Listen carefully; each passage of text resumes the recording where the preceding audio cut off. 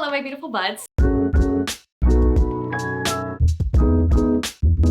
Welcome back to my channel, Sprouts with Joy. My name is Joy, and if you like to talk about plants, you're in the right place. And to get that out of the way, yes, I did get her hair cut, and it is significantly shorter. We're just switching it up a little bit. Well, if you clicked on this video, I'm assuming that you know what this video is. It's my February favorites. So I'm just going to talk about the house plants that have really been tickling my fancy this month. And jumping right into it, first and foremost is my alocasia black velvet.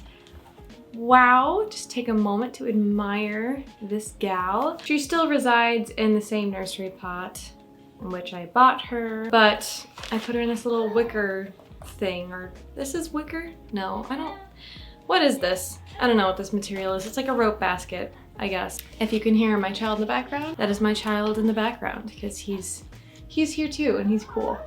He's talking a lot. This plant just looks so cute.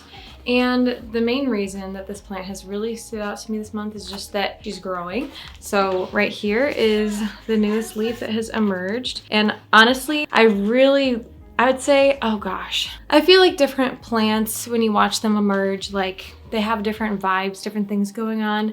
And for whatever reason, the alocasia black velvet is definitely one of my favorite leaves to watch just like come in and grow, because first of all, like the texture is super soft and nice, velvety, etc. Hence black velvet, I guess. But also just like the coloring of it, like do you see how beautiful that green is? And then it hardens off to the black that we know, but it's just such a tender, subtle green. And as a new leaf is coming up, like it has just kind of like a rainbow of colors too. It has lots of like red and purpley hues as well. So it was just super fun to watch. And we have another new leaf that is coming in, you know, any day now. It'll probably start popping up. So I'm excited about that and happy for spring and the fact that this plant is growing.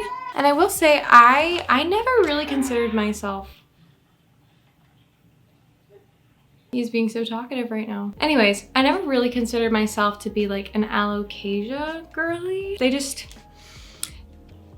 I don't know. I just never really liked the look of them, but lately, like the last few months, alocasia have been really catching my eye, which is super fun. So I don't know, I do have a cuprea, but I don't have any other alocasia, so maybe one of these days I'll get myself like another jewel alocasia or like an alocasia dragon scale or aslanii or something. I don't know. We'll see, but I'm wanting to check out alocasia a bit more, and this plant has been a big part of that. Oh, and another like weird thing I will say that's a little bit sad. You see these like weird spots on this plant? I'm pretty sure they're like fungal or bacterial spots or something, so I'm gonna wash my hands after handling these leaves. But I don't know, I've never really had to deal with this in a plant before, but I know that some plants can be prone to this, like velvet-leaved anthuriums or, you know, this alocasia apparently. So I don't really know what to do about it. I think maybe the main cause might be just like airflow issues. Like maybe I need to turn the fan on in the room that this plant is in like more often, or I don't know. But I don't really know what to do about it other than just like acknowledge that it exists. But if you guys have any tips for how to treat it or anything like that, please do let me know. Geez, I'm only one plant in and I'm already like, what was that? Needing a drink. Why can't I just drink like a normal human being? Like, what the heck? Anyways, all right, next plant is my begonia, maculata, wightii. So, as always, I mean, okay, just take a moment to admire. Do you see? It's like a freaking rainbow. Just the beautiful array of colors here. And there are so many new leaves, and she's so full and gorgeous. And again, if you can hear my son in the background, he is safe, he's doing well, he's just talking a lot. Anyways, okay, if you don't know the story behind this specific plant, I had a really massive mother plant that I chopped up and propagated. I made so many different plants with it, but this is like the main new mother plant that I'm making for myself. And then the old mother plant has kind of like grown back in, so I'm probably gonna chop it back up again and then like, you know, chop it completely back. I only chopped about halfway back last time, but I think I'll chop it completely back now that this one is doing really well and is happy and thriving. I feel comfortable enough to kind of let the other mother plant retire, because I don't know, I feel like with cane begonias, you kind of have to cut them back and start them over from time to time, just because as they grow, they can just get like so big and gangly, and you know, they can get into some pretty funky growth habits over time. Now that I'm feeling her, I think that she might be needing a water soon, but hey, psh, psh, psh. Well, I guess we're moving on to the next favorite, because my cat, this was just laying on the table and my cat was trying to bite at it. And this is an air plant. I'm not positive of the specific identification for it, although I suspect that it is a tillandsia bulbosa, just purely based on me perusing online and comparing it to other different types of air plants and all that. But when I bought it from my local garden center, they didn't have any information other than the fact that it was an air plant. So here we are. Okay, I have always been very intimidated by air plants because they're supposedly really easy and simple, but their care is really quite different for obvious reasons from like any other plant that you might have in your collection. I've been just trying to figure this plant out. I soak it about once a week for a time, and then occasionally I soak it for like even longer. Sometimes I do forget it while I'm soaking it, and then I panic and pull it out after it's been soaking for a few hours.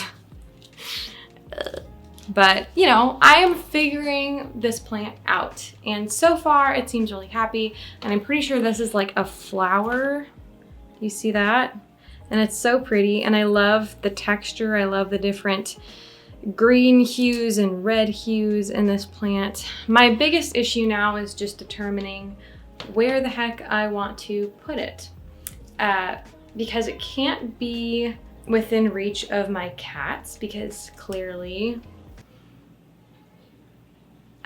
they try to eat it. They think it's a toy. They want to play with it and mess with it. So my eye keeps on gravitating towards this plant. I keep on admiring it, and I was never sure that I would like be into air plants, but here we are. I've always wanted to try it, but I was like, I just don't know.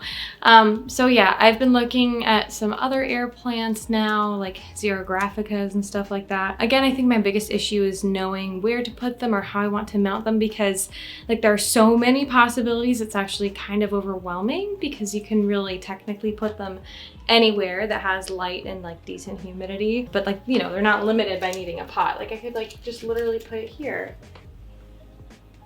if I wanted to, but I feel like I want to have like a cooler arrangement where it's, you know, hanging in one of those like glass containers or something, or, you know, attached to a piece of driftwood, or I don't know. So if you guys have any ideas, please do let me know. And also, yeah, if you have any very specific care tips, like if you've managed to keep an air plant alive for like years. I mean, I don't even know how long these guys typically last. I don't know. I've heard mixed reviews where some people find them really challenging and other people are like, no, they're the easiest thing ever. So that stresses me out because I just don't know. But at least it was only like $5. So I'm not, the risk is a little bit lower because I can always get a new one because I had plenty of them as well.